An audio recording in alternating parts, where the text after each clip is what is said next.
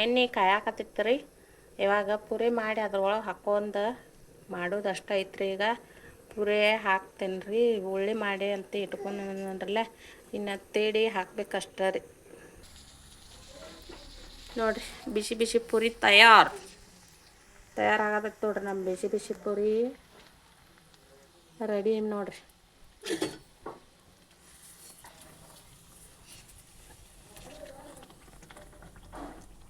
ನೋಡ್ರಿ,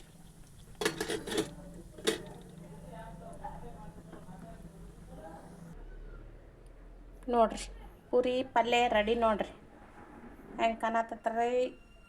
ತಿಂದ ಟೇಸ್ಟ್ ಮಾಡಿರಿ, ಚಲೋ ಹತ್ತತ್ರಿ. ನಾ ಮಾಡ್ದಂಗೆ ಮಾಡಿ ನೋಡ್ರಿ.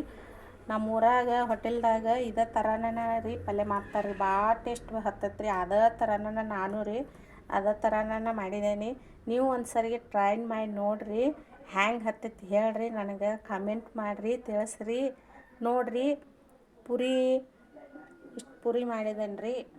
ಇಷ್ಟು ಪುರಿ ಟಯೋನ ಪಲ್ಯ ರೀ.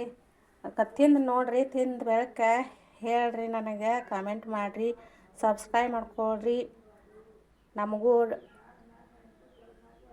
ಅಲ್ರಿ ನೋಡಿರಿ, ಹಿಂಗೆ ಕಾಣ್ತೈತಿ ನೋಡಿರಿ.